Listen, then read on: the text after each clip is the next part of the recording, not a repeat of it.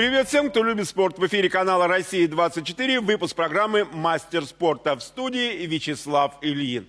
В турецком Эрзуруме завершаются игры 13-го Европейского зимнего олимпийского фестиваля. Чертова дюжина принесла удачу чувашской лыжнице Кристине Кусковой. Воспитанница отделения лыжных гонок второй школы Олимпийского резерва Минспорта Чувашии Кристина Кускова в составе сборной России завоевала золото континентальной олимпиады в гонке на 7,5 километров. Успех 17-летней Кристины Кусковой не случайный. Родители спортсменки в молодые годы и сами были на первых ролях в республике. В спину Кристине дышит и ее сестра Калиста, которая младше старшей на 5 лет. Нет сомнений, что на лыжи встанет и младший из сестер Кусковых Александра, который только-только исполнился годик. Мы связались по телефону со спортсменкой, которой сегодня предстоит спринтерская гонка, а завтра старт в смешанной эстафете. Победу я, конечно, посвящаю своим родственникам, друзьям, учителям, семье, все, кто за меня болел, моей республике Чувашии, моему городу Чебоксары. Если честно, то я надеюсь на эстафету, потому что у нас все ребята, они очень сильные, и у нас такой командный дух, поэтому я очень надеюсь, что в эстафете нам удастся занять призовое место. В Чебоксарах на льду залива любители и профессионалы ледовых гонок разыграли награды первого этапа чемпионата и первенства республики по картингу. В числе тех, кто покорил специалистов и немногочисленную публику, был 8-летний ешкаролинец Коля Шакшин. В 8 лет его личный гараж насчитывает 2 гоночных карта. На каждый заезд юный пилот готовит машину с персональным механиком, а за его здоровьем следит личный врач, в роли которых пока выступают папа и мама. И второклассник 8-го лицея столицы Мариэл идет к своей цели, пополняя медальный актив наградами с детских соревнований. На ледовой трассе первенства Чувашской республики ему не было равных в гонках машин класса «Микро». У машин этой серии объем двигателей достигает 65 кубических сантиметров. Это позволяет развивать мощность в пределах 3-7 лошадиных сил. Причем, в отличие от старших классов, резина на этих картах не шипованная. Это создает определенные трудности. Однако победителя перспектива завершить гонку в снежном сугробе ничуть не страшит. На льду там грязь немножечко посложнее. Там можно повеселиться немного. Там немножечко поопаснее, потому что там тебя может развернуть и все могут ехать. А на асфальте там большие скорости можно развивать, но там не так весело, там все безопасно очень. Большая мечта Коли прорваться в королевские гонки первой формулы. И он целенаправленно идет к своей мечте. Победив в классе «Микро», ешкаролинский Шумахер заявился вне конкурса в классе «Мини». Здесь и машины помощнее, и пилоты постарше. Однако это ничуть не смутило юного гонщика. Девятка «Микро» под его управлением и здесь сумела дать бой, дважды финишируя вторым. А первое место в свой актив в этой номинации записал представитель Мариэл Даниил Баянец.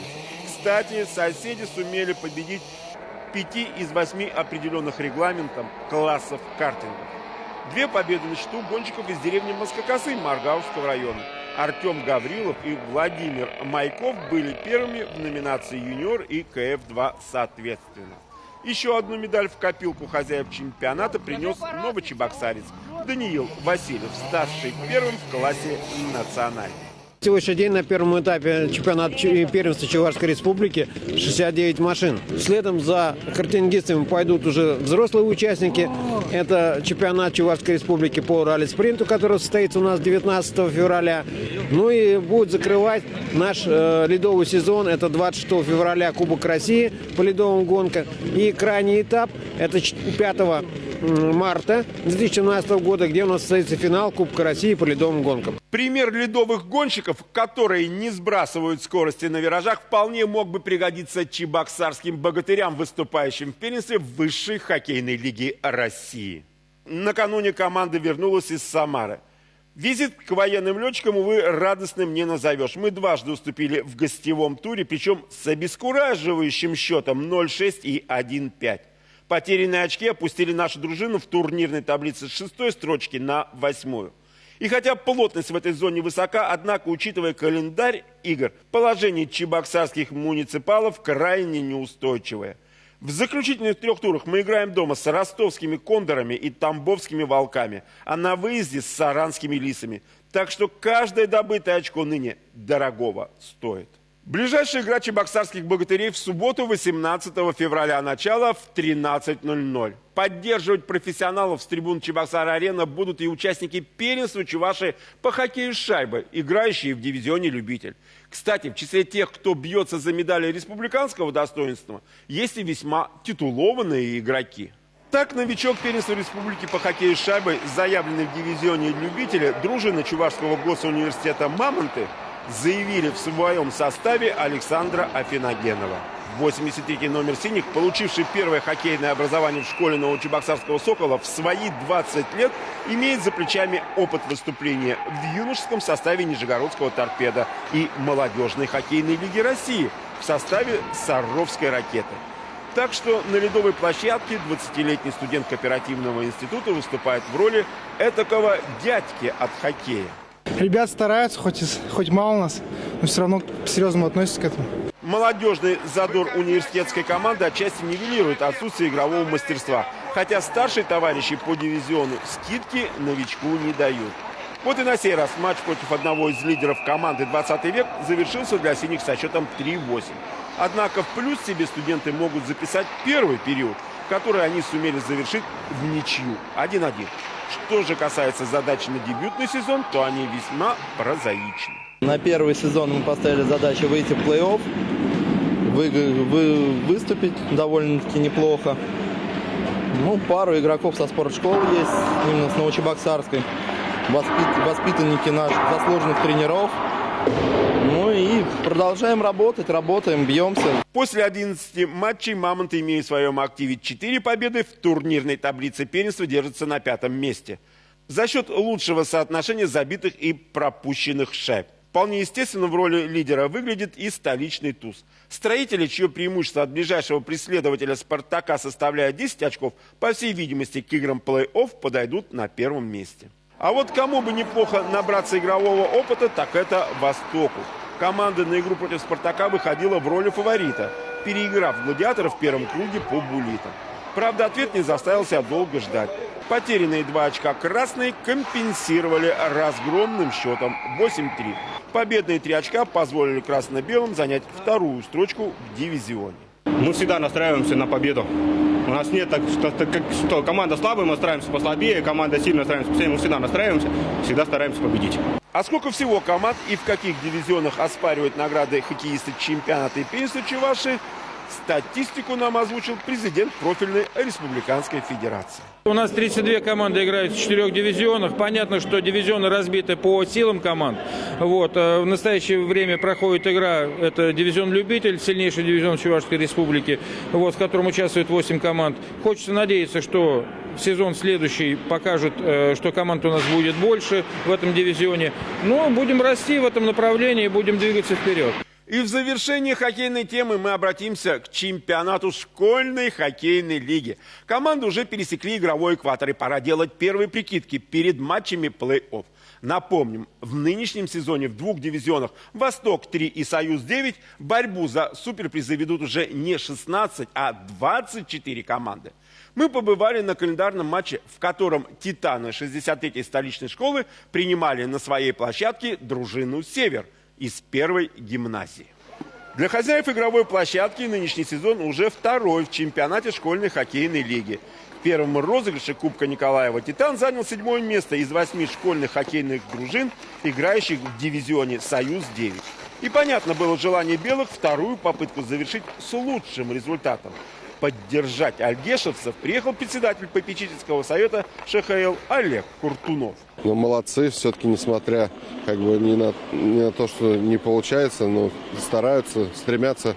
И будет в этом году 2 приза, это Кубок Николаева, верхние 4 команды, и Кубок Чапаева, нижние 4 команды в каждом дивизионе. Я надеюсь, что они смогут побороться за Кубок Чапаева.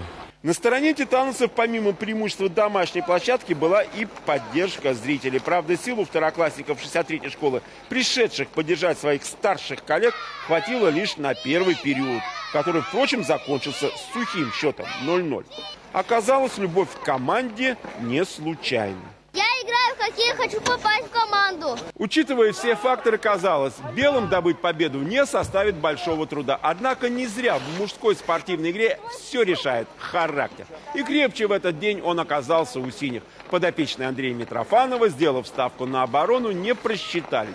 Обеспечив свои тылы, гимназисты сумели результативно реализовать свой шанс в атаке. В итоге матч завершился со счетом 0-2 в пользу гостей. От снежных ледовых забав перейдем под крышу. Тем более, что и повод есть достойный. Завершившийся чемпионат и первенство Чувашии по спортивной гимнастике. После бразильской бронзы воспитанницы Новочебоксарской школы спортивной гимнастики Дарья Спиридонова и участие на Олимпиаде в Рио, пусть даже в статусе запасного Владислава Полешова, любые соревнования в Чувашии по спортивной гимнастике можно рассматривать уже с олимпийским прицелом. К тому же присутствие в составах сборной страны национальной команды представителей Чувашии стало делом привычным. Один мастер у нас, Полешов, он в основном составе. Сейчас на чемпионат России готовится. 2 девочки у нас вошли в этом году из Новочебоксарска. И 2 еще девочки в юношеском составе, они тоже в сборной. Так что наше внимание к выступлению в чемпионате Республики мастера спорта международного класса Полины Федоровой было вполне объяснимо. Студентка 5-го курса экономического факультета ЧГУ наши ожидания не обманула. Воспитанница Ирина Николаева сумела без особых проблем победить и в гимнастическом многоборье, и в первенстве в отдельных видах. Ну а нам из выступлений на 4 видах больше всего понравилась произвольная программа, выполненная спортсменкой на гимнастическом ковре. Просто пахнуло Бразилией.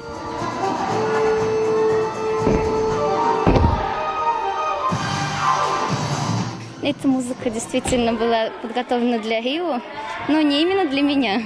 Но вот мне решили отдать. Сказали, что подходит более-менее. На Олимпиаду, конечно, не удалось попасть.